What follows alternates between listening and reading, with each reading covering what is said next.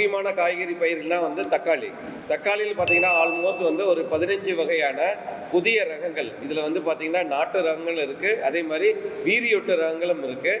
இதில் முக்கியமான ரகங்கள் அப்படின்னு பார்த்தீங்கன்னா தக்காளியில் வந்து பர்டிகுலராக பார்த்தீங்கன்னா சேலம் மாவட்டத்துக்கு ஏற்ற ரகம் அப்படிங்கிறது பார்த்தீங்கன்னா நாங்கள் வந்து ஒரு 2 ரகத்தை வந்து நாங்கள் செலக்ட் பண்ணியிருக்கோம்.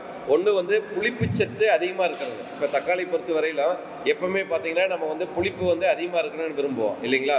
அதே மாதிரி புளிப்புத்தன்மை அதிகமாக இருக்கிற, அதே மாதிரி ரொம்ப நாள் வச்சிருக்கக்கூடிய, நார்மலாக பார்த்தீங்கன்னா இப்போ நாட்டு ரகம்லாம் பார்த்தீங்கன்னா 3லிருந்து 5 நாள் வரையில் தான் வச்சிருக்க முடியும். அதே வந்து ஹைபிரிட் தக்காளிலாம் பார்த்தீங்கன்னா 10 நாள் வரையில் வச்சிருக்கலாம் இல்லைங்களா? ஸோ அந்த மாதிரி வந்து கெடாமல் இருக்கிற மாதிரி, அதே மாதிரி பார்த்தீங்கன்னா புளிப்புத்தன்மை அதிகமாக இருக்கக்கூடிய சாம்பார் ரசத்துக்கு ஏற்ற ஒரு புதிய ரகம் வந்து நாங்கள் கண்டுபிடிச்சிருக்கோம். அந்த ரகம் பார்த்தீங்கன்னா அர்கா அபேதுங்கிற அந்த ரகம் பார்த்தீங்கன்னா நல்ல விளைச்சலை அதிகம் கொடுக்கக்கூடிய வீரியொட்டு ரகமாகவும் இருக்கு.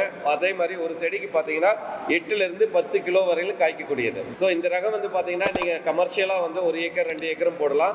அதே மாதிரி பார்த்தீங்கன்னா உங்களுக்கு வந்து கிச்சன் கார்டன்லையும் போடலாம். இதை தவிர்த்து வேற வந்து பார்த்தீங்கன்னா இப்போ வந்து நிறைய வந்து பதப்படுத்தப்பட்ட பொருட்கள் தக்காளியில் வந்து பார்த்தீங்கன்னா ப்ராசஸிங் வந்து பார்த்தீங்கன்னா கெச்சப்பு, ஜாம், சாஸ் இந்த மாதிரி பதப்படுத்தப்பட்ட பொருட்கள் பண்றதுக்கு வந்து எங்கிட்ட வந்து அர்கா ரக்ஷக் அப்படின்ட்டு வந்து ஒரு வீரியொட்டு ரக தக்காளி இருக்கு. அந்த தக்காளி வந்து நல்ல இனிப்பா இருக்கும். ஆல்மோஸ்ட் பார்த்தீங்கன்னா 10லிருந்து 15 நாள் வரையிலும் வச்சிருக்கலாம். அதே மாதிரி சேலடா நிறைய ஹோட்டல்லாம் பார்த்தீங்கன்னா பச்சை காய்கறிகளை நம்ம கட் பண்ணி சாப்பிட்றதுக்கு வந்து ஏற்ற ரகம். ஸோ அந்த ரகத்தோட விதைகள் வேணும்னாலும் வந்து எங்கிட்ட கிடைக்கும்.